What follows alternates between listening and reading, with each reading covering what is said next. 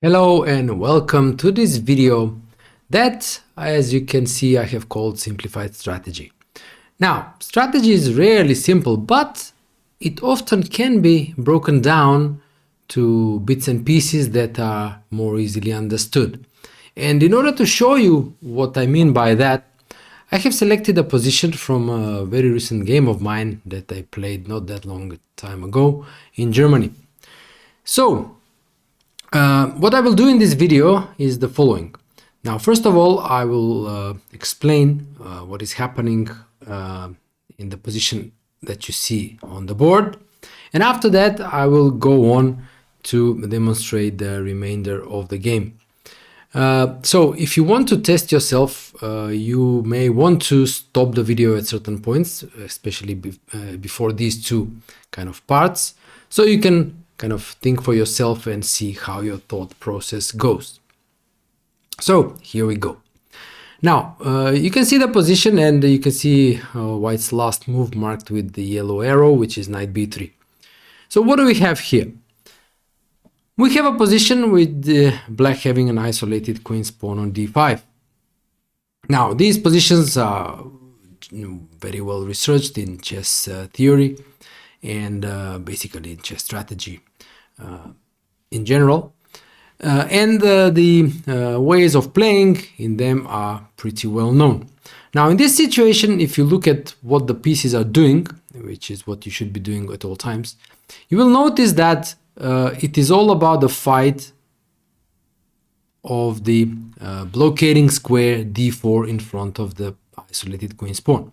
Now white is controlling it 1, 2, 3, 4 times, whereas black is controlling it 2 times. But as a general rule of thumb in positions for the side playing with the isolated queen's pawn is that if that side has a good control of the square in front of that pawn, the blockading square, that means that that side has little to worry about in these positions. Here you could argue that black has pretty good control over the d4 square, especially as his remaining light pieces, the bishop on f6 and the knight on c6, are controlling the d4 square. Even though white has superior control there, black is challenging for that square, and that generally should give him good play. Now, I wasn't particularly worried in this position that I may end up in a strategically unfavorable position, because basically any exchanges on d4 should be acceptable for black, because black doesn't really have bad pieces. Things would have been different if black had a light squared bishop instead of a dark squared bishop, but even those positions should be drawable in the long term. For example, I could refer you to the famous game Floor Capablanca, where Capablanca fairly convincingly defended a position with an IQP with a bad light squared bishop, and white having a dominating knight on d4. The only difference from this structure was that the pawn was on e3 rather than on c3. So, like I said, I wasn't really worried, but that doesn't mean that I didn't have to make a plan what to do in this position.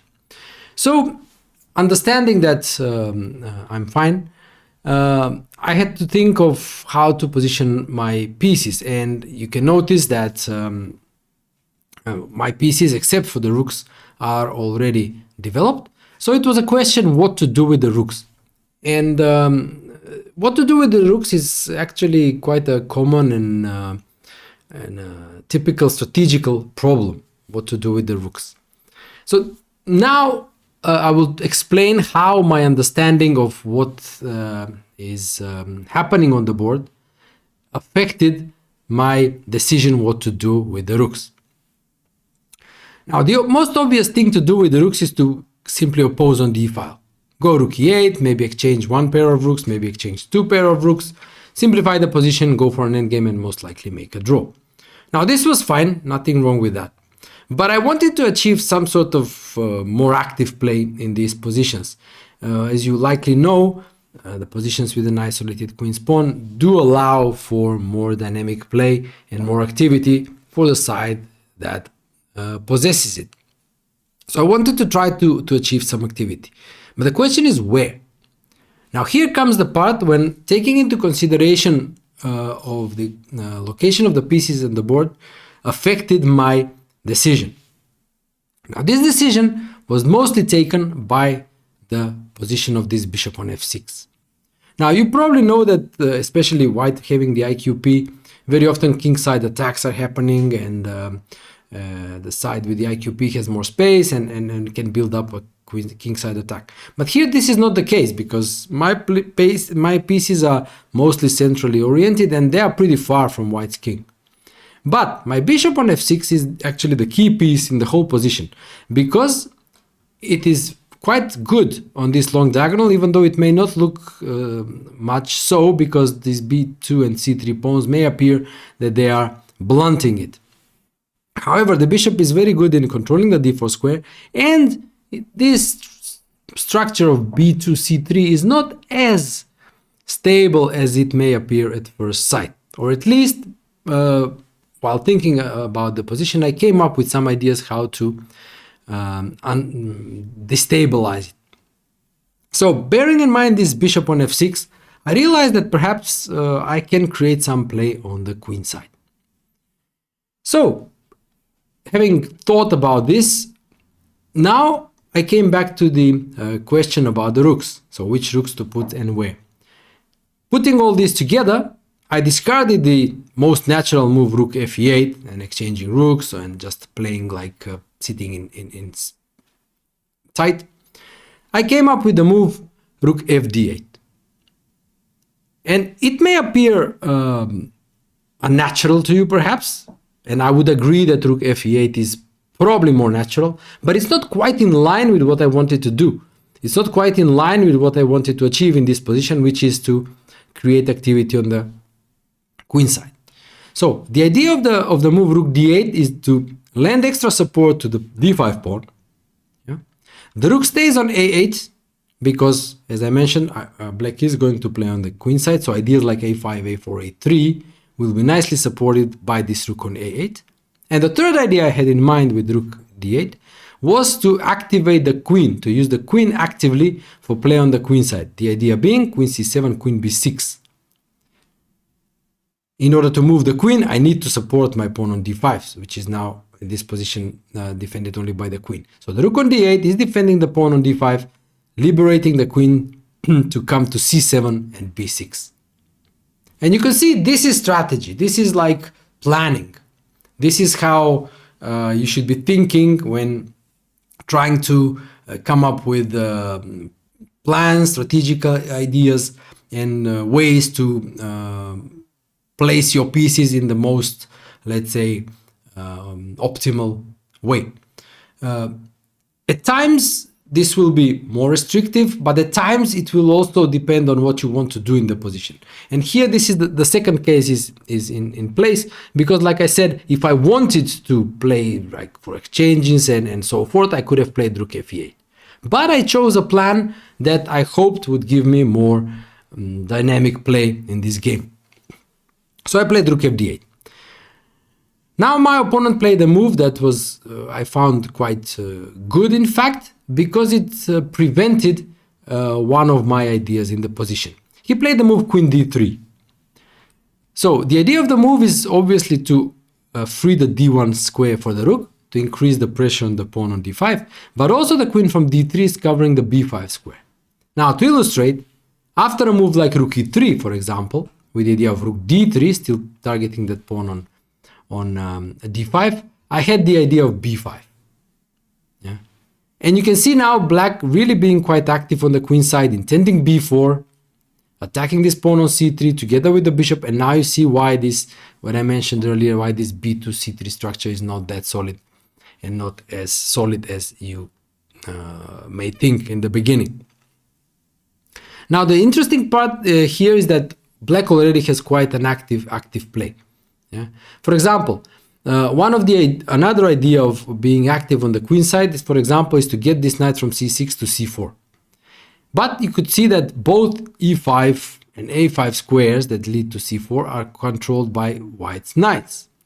But this, on the other hand, makes these knights quite immobile. White may perhaps want to put a blockading knight on d4, but whichever knight goes to d4 frees one of the squares, e5 or a5, for my knight to get to c4.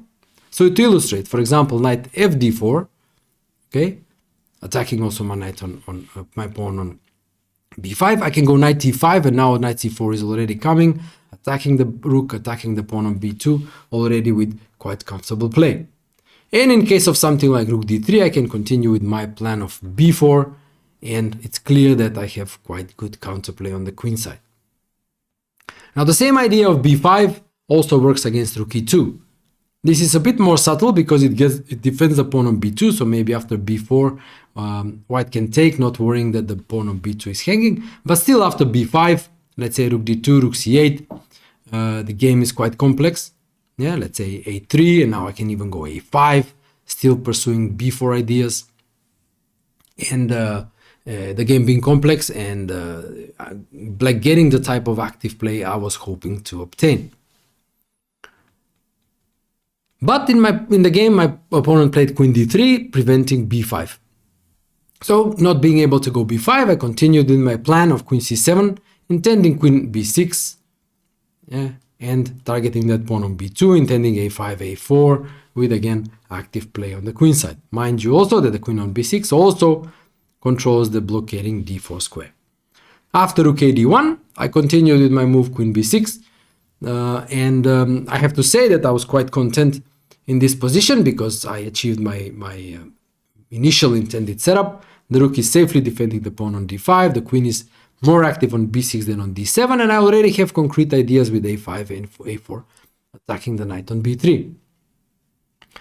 And in this position, my opponent thought for quite a long time and came up with a move that I found kind of unpleasant. I was mostly considering other moves, in fact. For example, if rook e2, a5, let's say knight b4, a4 now, yeah, intending knight a5, knight c4. I was quite content here.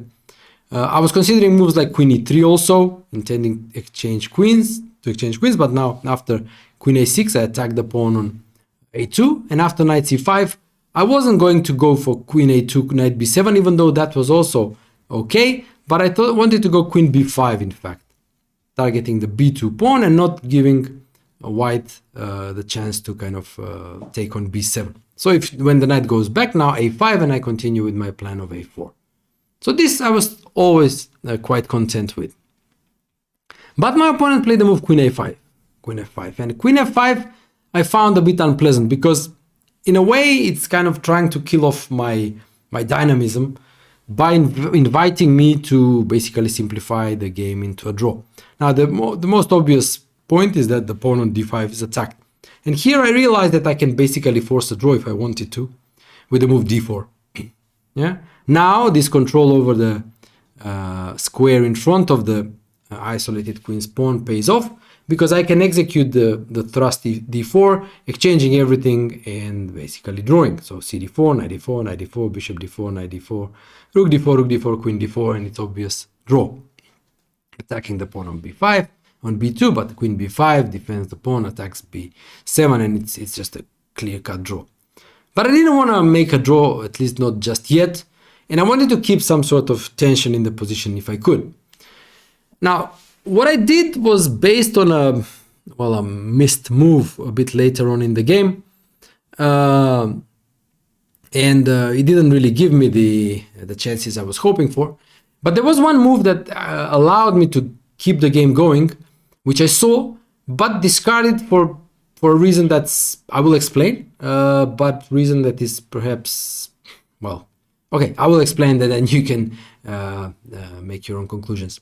I saw the move queen b5, which obviously defends the pawn on d5, but I rejected it because after queen d3, looking to exchange queens, I for some reason thought that the only thing I can do is to repeat the position with queen b6. And it's strange that, very often games are decided by these decisions made in a split second, or decisions made by the fact that you have missed a move in some crucial line.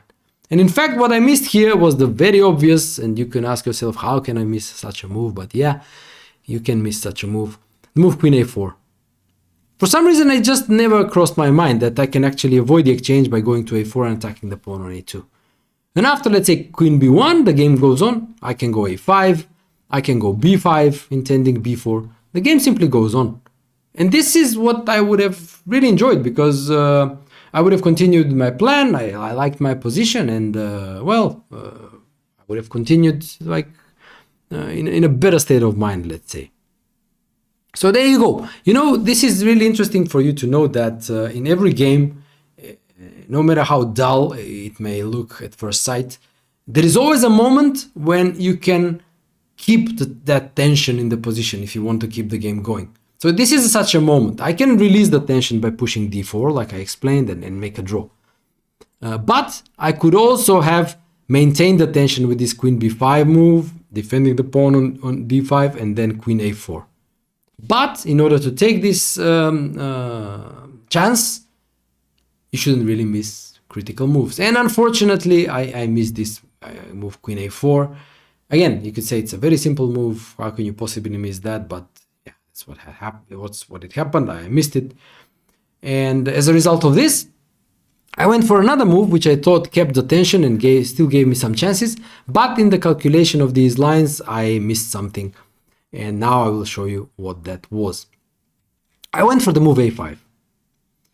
So I am giving up the pawn on d5, but my idea is to go a4, attack that knight on b3, possibly take on b2, and also maybe push a3 and obtain this Grünfeld-esque activity with this very strong bishop on f6. So by pushing the pawn to a3, I would undermine this small pawn chain b2 c3, and I would get good play.